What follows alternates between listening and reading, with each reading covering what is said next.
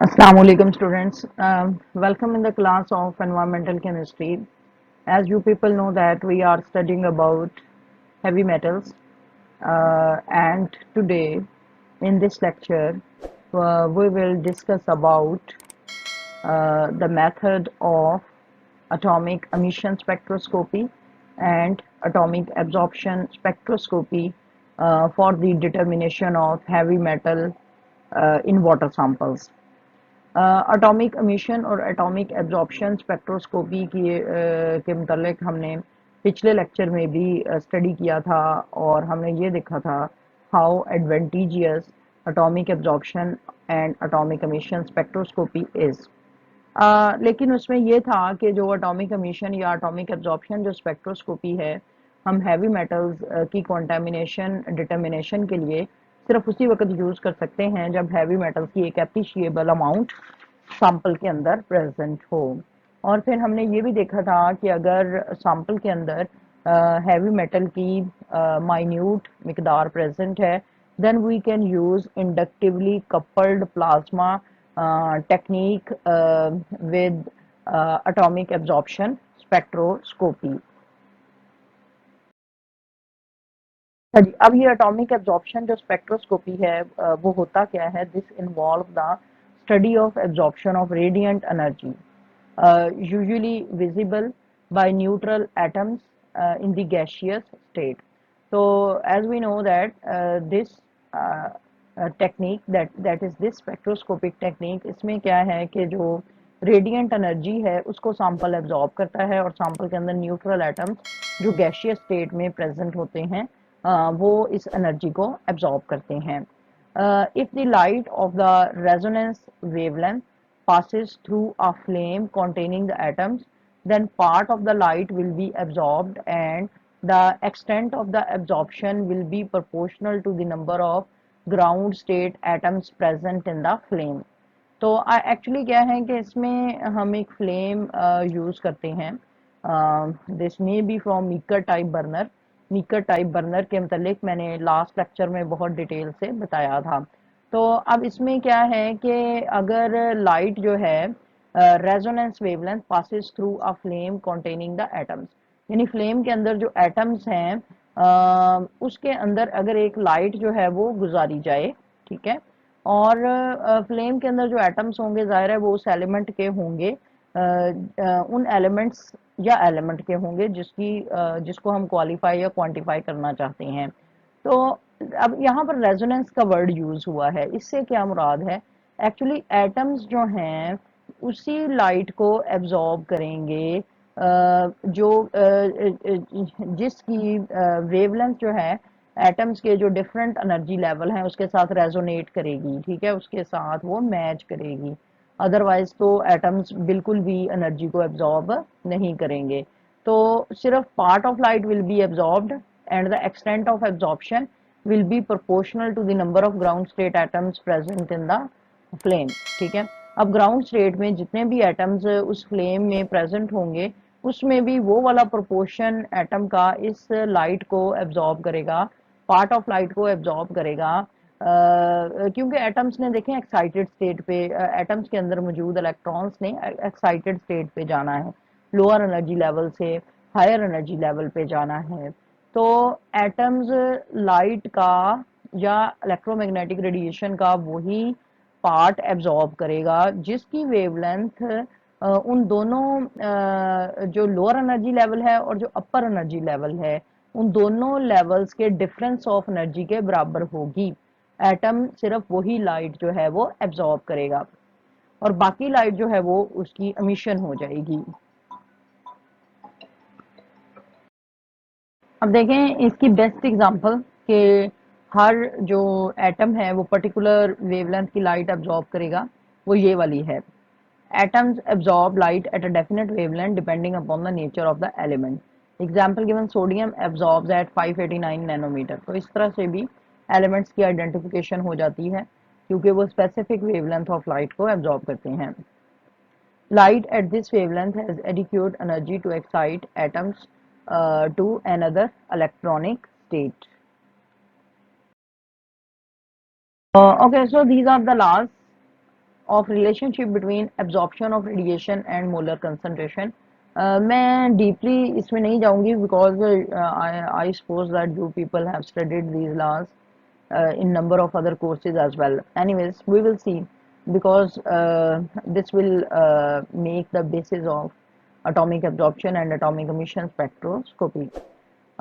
So अब इसमें ये जो laws हैं, there are two fundamental laws which express respectively the relationship between absorption of radiation by a substance and its molar concentration and the length of the path through which the light passes. So these laws, these are the Beer's law and the Lambert's law. Beer's law, it states, when a beam of monochromatic light is passed through a substance in a solvent, the absorption of light is directly proportional to the molar concentration of the absorbing substance. तो कोई solution जितना उसकी molar concentration, उसकी molarity या molality जितनी ज़्यादा होगी, तो मोनोक्रोमेटिक लाइट जो उसमें से होगी, तो मोनोक्रोमेटिक लाइट को उतना ही ज़्यादा एब्जॉर्ब करेगा. इसका मतलब कि number of molecules which are present in the path length of the monochromatic light, ये उन मॉलिक्यूल्स की तादाद पे डिपेंड करता है. जितने मॉलिक्यूल ज़्यादा होंगे, जाहिर है जितनी कंसंट्रेशन ज़्यादा होगी वो उतनी ही ज़्यादा लाइट को एब्जॉर्ब करेंगे. When a beam of monochromatic light is passed through a substance, the absorption of light is directly proportional to the path length of the sample. So this is also important. So the Beer's law state कि monochromatic light का जो absorption है वो depend करता है concentration of the absorbing substance, and Lambert's law state that कि जो monochromatic light का एब्जॉर्प्शन है वो डिपेंड करता है कि सैंपल का पाथ लेंथ कितना है. कि सैंपल जो है आपको पता है पाथ लेंथ से मुराद है वो क्यूबिट का पाथ लेंथ है. फॉर एग्जांपल गैशियस सैंपल्स के लिए जो क्यूबिट होता है उसके अंदर मिरर्स लगे होते हैं ताकि जो लाइट उसके अंदर से गुजरी है उसको वो सेवरल टाइम्स रिफ्लेक्ट करते हैं और उससे क्या है कि सैंपल का पाथ लेंथ जो है वो इंक्रीज हो जाता है. लेकिन लिक्विड सैंपल्स के लिए इस तरह का कोई मैकेनिज्म नहीं होता, बल्कि जो क्यूबिट का स्पेसिफिक साइज होता है और वही उसका पाथ लेंथ होता है. अच्छा जी, जो मैथमेटिकल फॉर्म है लैम्बर्ट्स लॉ की, according to it the absorption of light by a substance at a particular wavelength is proportional to molar concentration in a fixed path length. और इसको मैथमेटिकली हम इस तरह से एक्सप्रेस कर सकते हैं, log I naught divided by I, this is equal to E dot C dot I. ठीक है, तो इसमें थोड़ा सा हम ये this one, this is not required. अच्छा जी, अब इसमें log I not over I, यानी I नॉट जो है this is the intensity of the incident light and I this is the intensity of the emitted light. This is equal to the product of proportionality constant, which is known as molar absorptivity, and concentration of the absorbing substance in mole per liter, and intensity of the transmitted light. So log I naught over I, this is equal to E naught C naught I, where I naught intensity of incident light, I intensity of transmitted light, C is the concentration, L is the path length or thickness in centimeter of the cell containing the sample, and E is the proportionality constant, which is known as molar absorptivity. Whereas log I naught over I, this is called optical density और absorbance इसको बोलते हैं, और इसको ए से अगर हम represent करें तो लॉग आई नॉट और आई नॉट की जगह आप ए लगा सकते हैं. अगेन लेट मी करेक्ट ये. So this is a is equal to log I naught over I is equal to E dot C dot I. Okay, I naught over I is the ratio of intensity of incident light to the transmitted light. So this is about mathematical form of Lambert's law. This is the schematic diagram for atomic absorption spectroscopy. और इसमें देखें इसके parts basically spectroscopic techniques में थोड़ा थोड़ा difference होता है parts की अलाइनमेंट में, उसकी ज्वाइनिंग में, फॉर्मेशन में. जिस तरह फ्लेम फोटोमीटर में पिछले लेक्चर में हमने देखा था कि सैंपल जो है अब सैंपल आपका किसी भी फॉर्म में हो सकता है, you know it may be in gaseous form, it may be in solid form और it may be in liquid form. लेकिन एटॉमिक एब्जॉर्प्शन स्पेक्ट्रोस्कोपी में होता क्या है कि फ्लेम के अंदर जिस सैंपल ने पहुंचना होता है बेसिकली वो फिर गैसियस फॉर्म में ही होता है। ठीक है, for example if the sample is in solid form then we will prepare it in its solution, हम उसका सोल्यूशन प्रिपेयर करेंगे और सैंपल को, अगर लिक्विड सैंपल है तो उसको डायरेक्टली हम यहाँ पर ले लेंगे।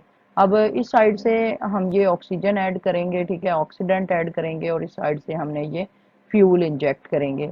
अब सैंपल जो है ये ऑक्सीडेंट और फ्यूल क्यों ज़रूरी होता है, फ्लो ऑफ सैंपल के लिए ज़रूरी होता है इनटू द फ्लेम। अब ये फ्लेम क्या करता है, फ्लेम इस सैंपल को एटम्स में कन्वर्ट कर देगा। ठीक है, अब जब ये फ्लेम एटोमाइजर यहाँ पे होता है, एटोमाइजर जैसा कि नेम इंडिकेट कर रहा है कि ये सैंपल के जो मॉलिक्यूल्स हैं उसको एटम्स में कन्वर्ट कर देगा।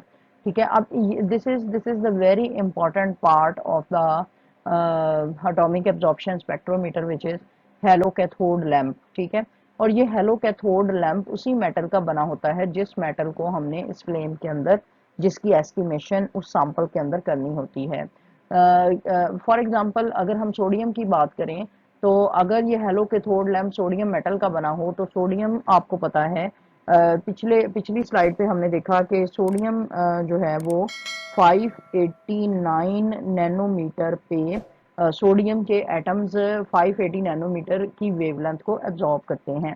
तो ये हेलो कैथोड लैंप क्या करेगा कि ये 580 नैनोमीटर की वेवलेंथ को ट्रांसमिट करेगा और फ्लेम के अंदर मौजूद जो एटम्स होंगे which is produced by the atomiser of sodium, ठीक है, वो एक्साइटेशन उनकी हो जाएगी। ठीक, अब जब एक्साइटेशन होगी,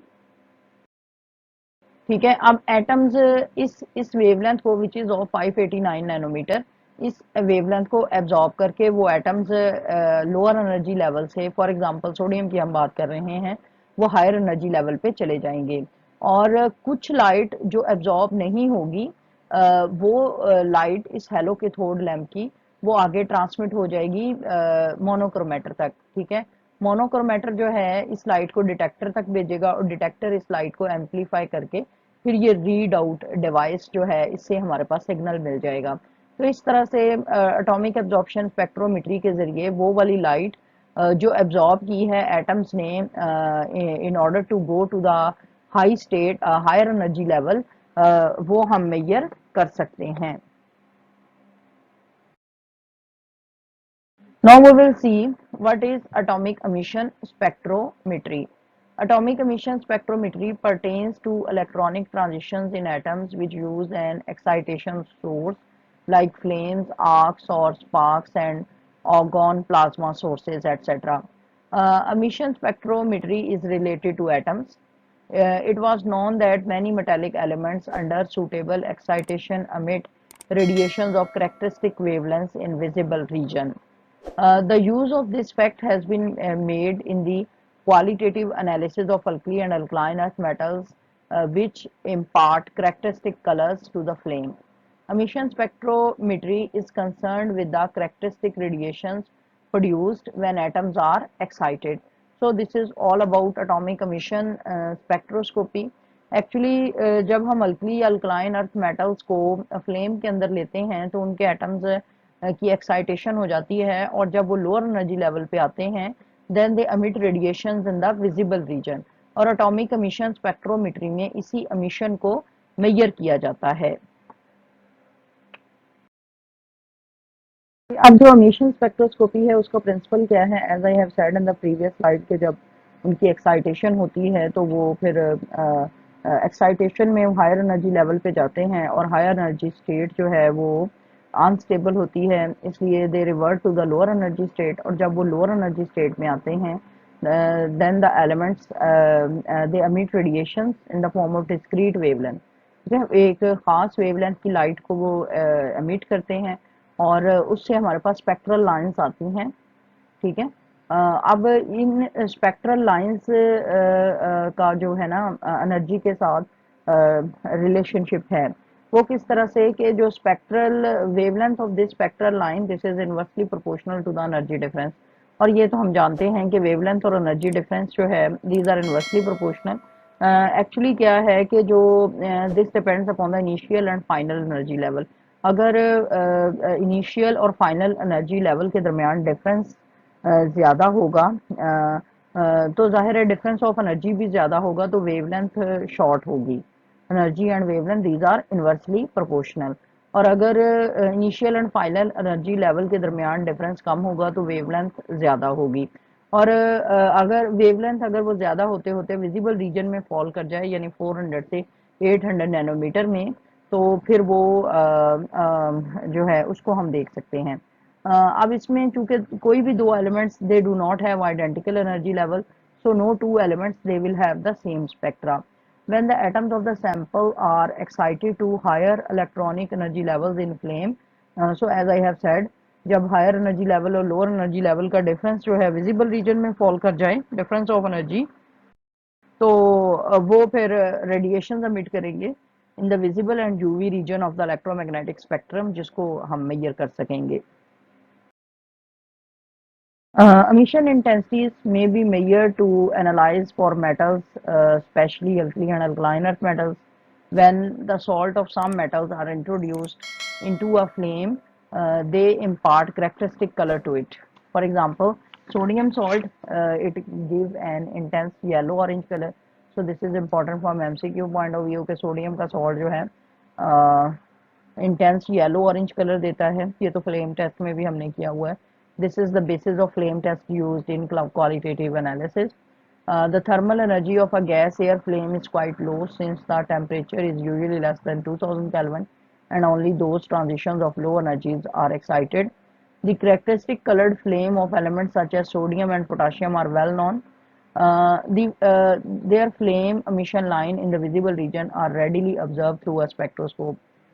Some elements, example given, alkali metals, produce intense lines at temperature of 2000 degrees centigrade. So this is actually a very high temperature. We are not going to go at this high temperature.